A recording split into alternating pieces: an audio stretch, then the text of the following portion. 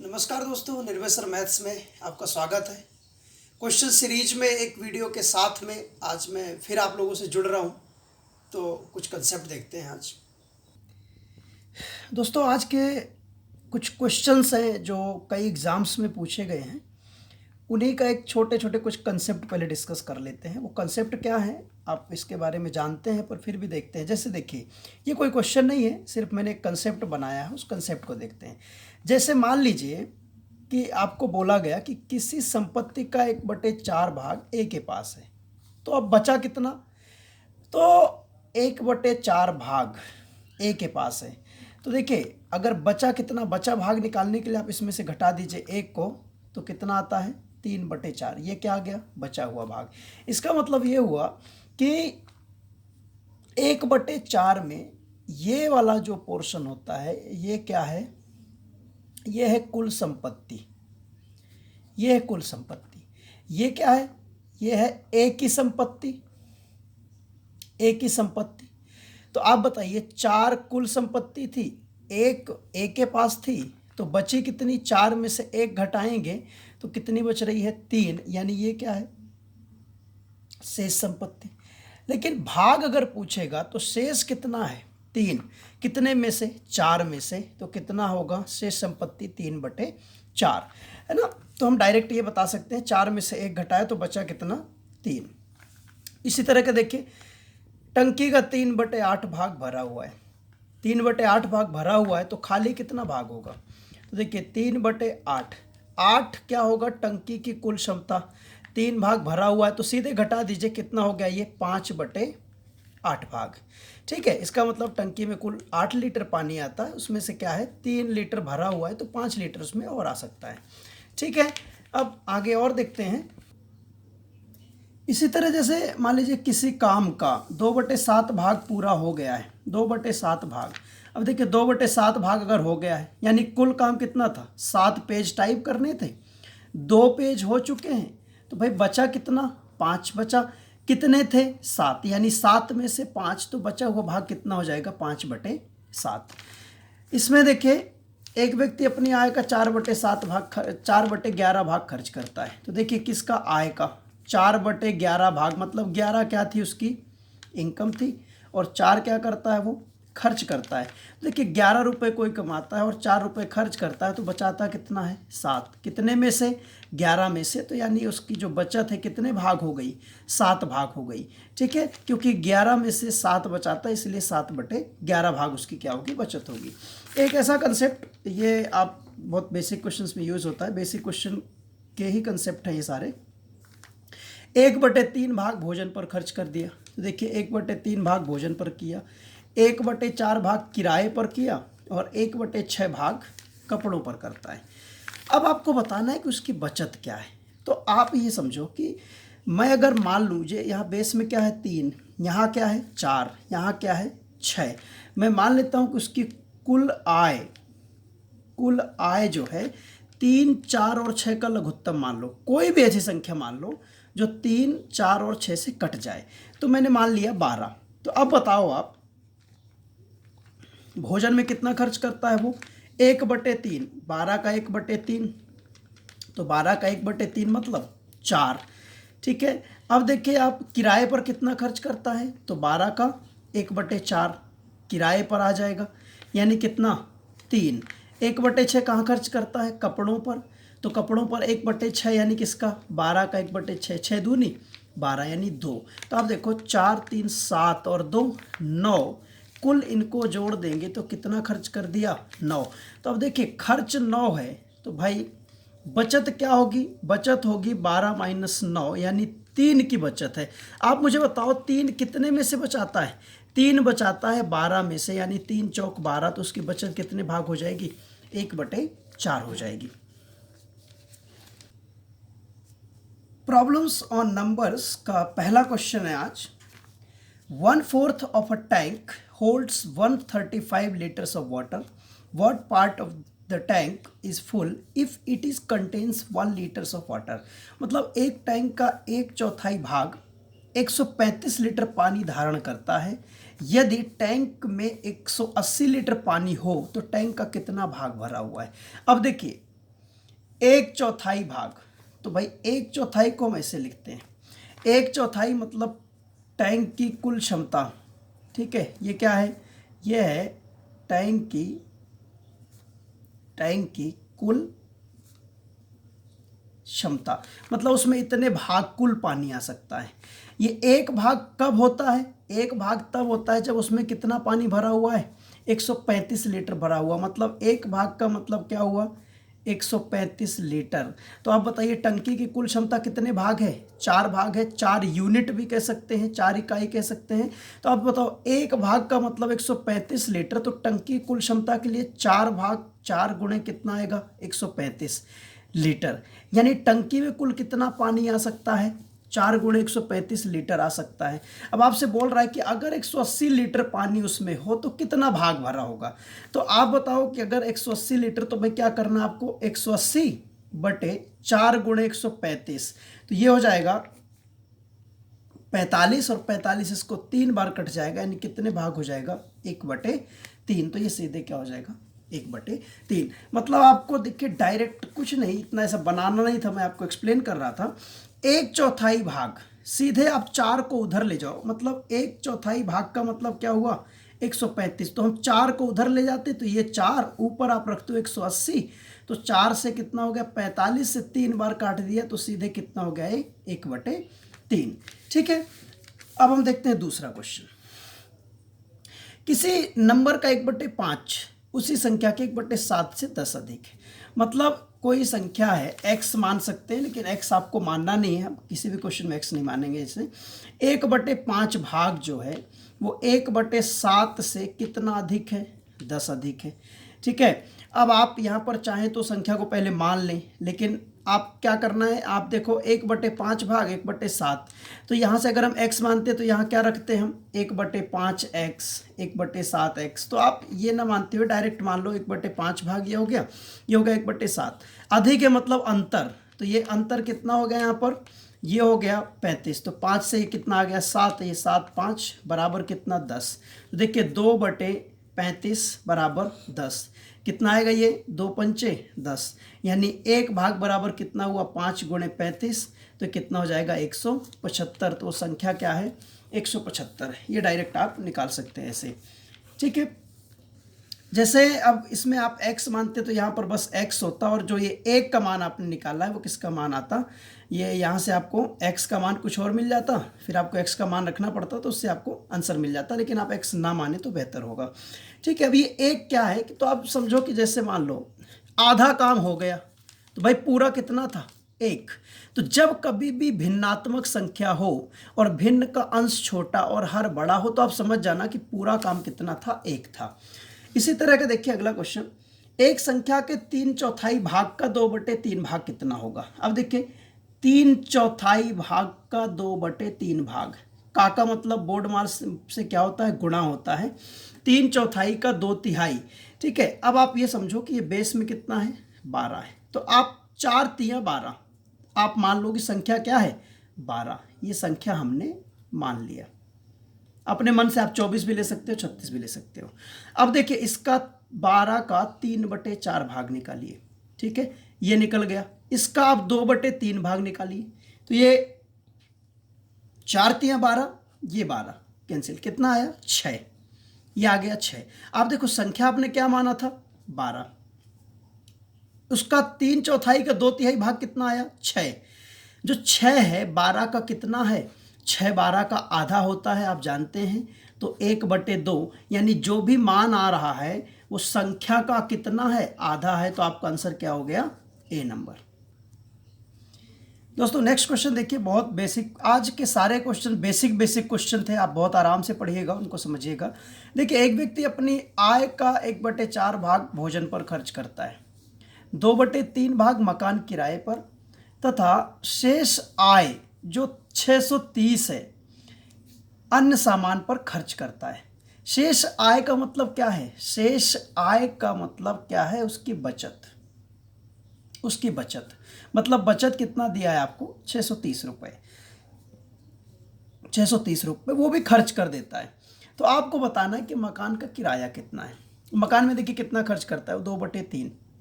तो आप या तो आप इनको जोड़ लो, जो पैसा बचेगा वो क्या हो जाएगी, बचत हो जाएगी, या फिर आप ऐसा करो, यहाँ पर बेस में देखिए कितना है 4, यहाँ बेस में कितना है 3, तो माना कुल आय, ये लिखने की जरूरत नहीं है, बस मैं भी समझा रहा हूँ इसलिए लिख रहा हूँ, 4 गुणे 3 यानी कितना 12 मान लिया। तो आप देखो अब भोजन पर कितना खर्च करता है 1/4, तो 12 का 1/4 कितना होता है 3 भाग, कितना खर्च किया 3 भाग। और मकान किराए पर कितना करता है 12 का 2/3 भाग, तो 3 चौक 12, 4 दूनी 8 भाग। अब देखिए 3 भाग खर्च कर दिया खाने में, 8 भाग कर दिया मकान में, कुल अभी तक कितना खर्च हुआ 11 भाग, 11 पार्ट खर्च हो गया उसका। अब बताइए कमाई कुल कितनी थी 12, खर्च कितना हो गया 11, तो बचा कितना, जो बचत आएगी, बचत होगी 12 भाग माइनस 11 भाग बराबर कितना हो जाएगा ये 1 भाग, और 1 भाग क्या है शेष आय यानी 630 रुपये।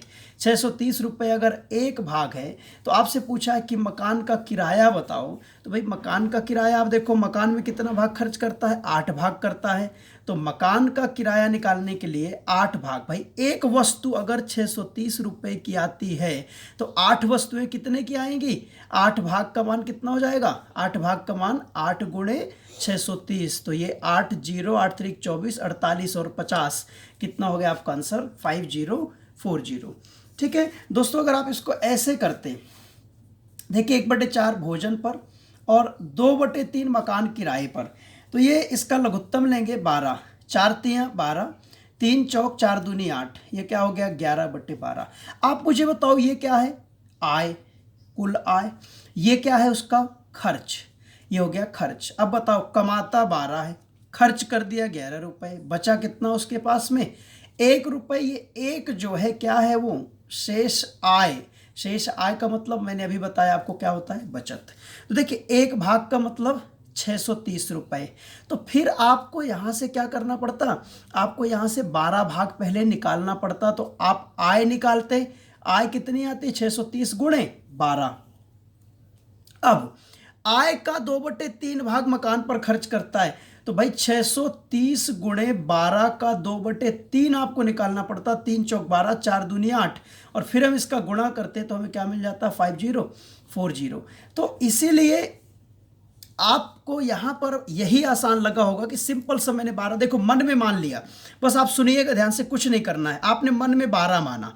अब बताओ 1/4 12 कितना हुआ 3, फिर 12 का 2/3 कितना हुआ 3 चौक 12, 4 दूनी 8, 8 यहाँ पर 3 यहाँ पर 11 खर्च कर दिया, बचा कितना 1, तो 1 बचा यानी 1 का मतलब 630, और इसका ये कितना मकान में आया था 8, तो 8 गुणे 630 किया, सीधे कितना आया 5040। तो आप मन में सॉल्व कर सकते हैं, बहुत सिंपल सा क्वेश्चन है, बस एक बार आप ध्यान से पढ़िएगा।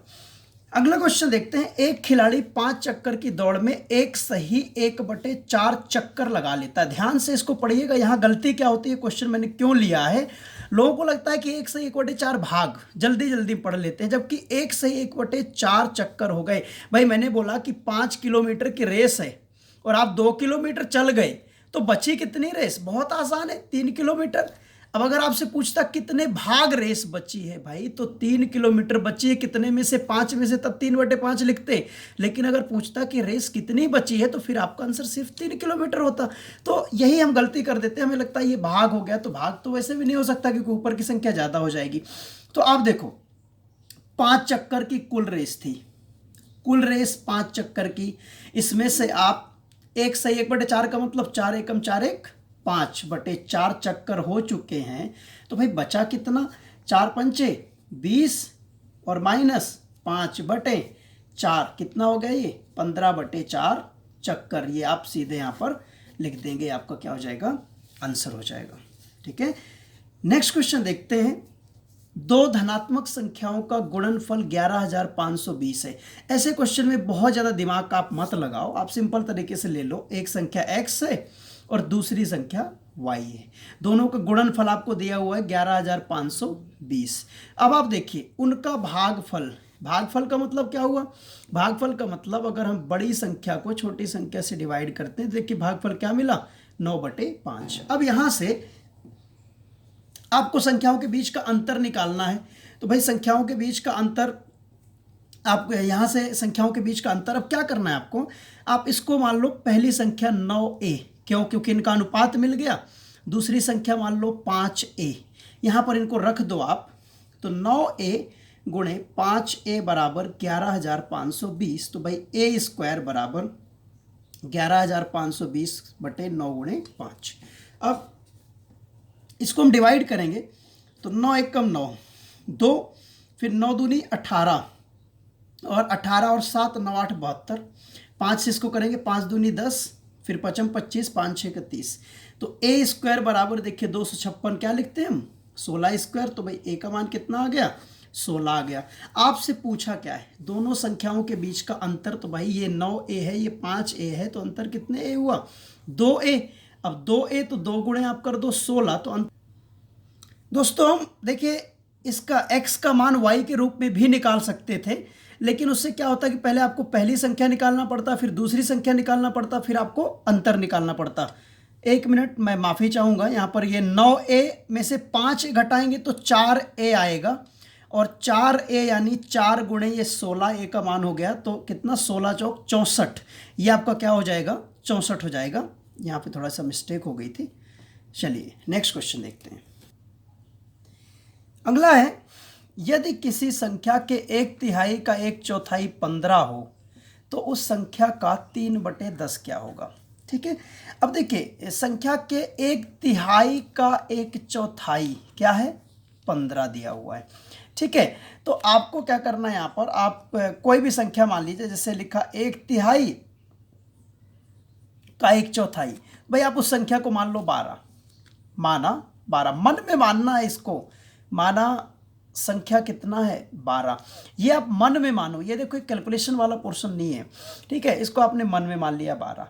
अब 12 माना तो इसका 1/3 का 1/4 निकाल लो। तो भाई 4 तिया 12 से 12 कट गया, तो कितना बचेगा, 1, यानी 1 भाग का मान आपको कितना दिया हुआ है, 15 दिया हुआ। तो संख्या कितने भाग है, 12 भाग। तो 12 भाग का मान कितना हो जाएगा, 12 गुणे 15, ये आ गई संख्या। उसका क्या निकालना है आपको, 3/10। तो इसका आप 3/10 निकाल दीजिए। तो ये देखिए 2 से कितनी बार, 6 बार, 2 से 5 बार, 5 तिया 15, 3 3 9, और 9 गुणे 6 कितना होता है, 54। आप इसको देखिए ऐसे भी कर सकते थे, 1/3 का 1/4। तो आप जानते हैं 1/3 और 1/4, अगर मैं x मानता तो x का 1 गुणे 1/3 गुणे 1/4 बराबर लिखते 15, लेकिन ये नहीं लिखना। अब डायरेक्ट आप समझो, संख्या का भाग जो दिया है कितना है, 15, 1/3, तो 1/3 को उल्टा कर दो, 3/1। ठीक है, 1/4, 1/4 को उल्टा कर दो, 4/1, और इसका क्या निकालना है, 3/10। तो ये लिख दो 3/10, और ये 5 से 3 बार, 5 से 2 बार, 2 दूनी 4, 3 3 9 27 का डबल कितना हो गया, 54। तो डायरेक्ट आप आंसर निकालो, आपका आंसर सेम है। कैसे भी निकालिए, दोनों ही कंसेप्ट छोटे छोटे हैं, बहुत सेकंड्स में क्वेश्चन कर सकते हैं। बस आपको प्रैक्टिस तो हर तरह के क्वेश्चन के लिए करना पड़ता है। अब देखिए, एक संख्या अपने 1/5 से 20 ज़्यादा है। 1/5 से मतलब बटे में जो है वो संख्या का भाग है, संख्या। ठीक है, और ये क्या है, ये है संख्या का 1/5। मतलब ये हुआ कि अगर आपने संख्या माना है 5, माना है हमने 5 भाग, तो 5 भाग अगर संख्या है तो आप मुझे बताओ 5 का 1/5 कितना होता है, 1, यानी 1 क्या है, संख्या का 1/5। तो आप बताइए संख्या 1/5 भाग से कितना ज़्यादा है, आप बोलोगे 4 ज़्यादा है।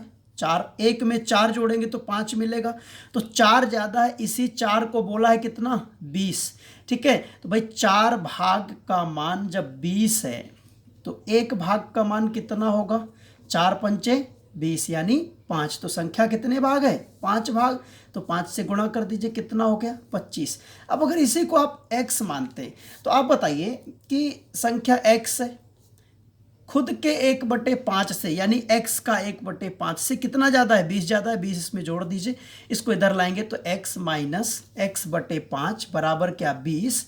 तो ये 5x - एक्स करेंगे कितना आएगा 4x/5 बराबर 20। तो 4×5 20, तो x बराबर 25। तो आप यहाँ से देख पा रहे हैं कि आपको मानने की ज़रूरत ही नहीं है भाई। ये क्वेश्चन जैसे ही आया ना तो आप यहाँ से ध्यान से देख लो, बस इतना आपने देखा, संख्या 5 उसका 1/5, एक कितना अंतर यहाँ 4, 4 का मतलब 20, तो 1 का मतलब 5, तो 5 का मतलब 25, और तुरंत हमने टिक लगाया, हमारा आंसर आ गया। ये सब फालतू काम करने की आपको ज़रूरत नहीं है, लेकिन इसके लिए प्रैक्टिस की ज़रूरत है। अगले क्वेश्चन में एक धनात्मक संख्या का 2/3 और उसके व्युत्क्रम का 25/216 बराबर है, तो संख्या क्या है? ऐसे केस में देखो, संख्या आप मान लो x का 2/3 और व्युत्क्रम x का व्युत्क्रम कितना 1/x का कितना 25/216। ठीक है, ये आपस में क्या है, बराबर है। तो इसको मैं इधर ले आता हूं, तो ये आ जाएगा कितना x² बराबर। ठीक है, ये इधर से जाएगा तो उल्टा हो जाएगा क्योंकि ये भाग में जाएगा, तो 3/2 गुणे कितना हुआ 25/216। ठीक है, तो इसको आप देखिए 3 से कितनी बार कटेगा, 3 7 21, 3 दूनी 6, तो ये कितना आ गया 25/72 दूनी 144, तो ये आ गया x² का मान 25/144। तो आप समझ सकते हैं कि x का मान 5/12, और यही आपका क्या हो गया, आंसर हो गया। आप इसको ऑप्शन से भी कर सकते थे, तो लेकिन ऑप्शन में प्रॉब्लम ये है, आप चेक कर लीजिएगा, संख्या का 2/3 निकालिएगा, उसको उल्टा करिएगा, उसका 25/216 निकालिएगा, फिर आप चेक करिएगा कि दोनों बराबर हैं कि नहीं। लेकिन ऐसे अगर आप चेक करोगे तो आपको, आपका आंसर अगर डी में हुआ तो आपको ए भी चेक करना पड़ेगा, बी भी चेक करना पड़ेगा, सी भी करना पड़ेगा, और लास्ट में आपको आंसर मिलेगा। तो थोड़ा सा टाइम टेकिंग हो जाएगा, कॉम्प्लिकेटेड तो नहीं होगा। ठीक है, तो मेरे हिसाब से आप ऐसे ही कर लीजिए, ऐसे ही सिंपल है और बहुत कम समय में हो जाएगा। दोस्तों, इस टाइप के क्वेश्चंस की सीरीज को अभी हम और कंटिन्यू करेंगे। बहुत बेसिक क्वेश्चन हैं, आप इनको नोट करिए, इनको अच्छे से पढ़िए, और बहुत छोटे छोटे क्वेश्चंस अभी मैं उठा रहा हूँ क्योंकि लिखने में टाइम लग रहा है, जैसा कि मैं आपको पहले बता चुका हूँ। और जैसे जैसे चीज़ें बढ़ेंगी तो बहुत अच्छे क्वेश्चंस लेकर के आऊँगा। सो बस इसी उम्मीद के साथ कि आप पढ़ रहे होंगे और स्वस्थ होंगे। सो खुश रहिए, मस्त रहिए। आज के लिए बस इतना ही, धन्यवाद।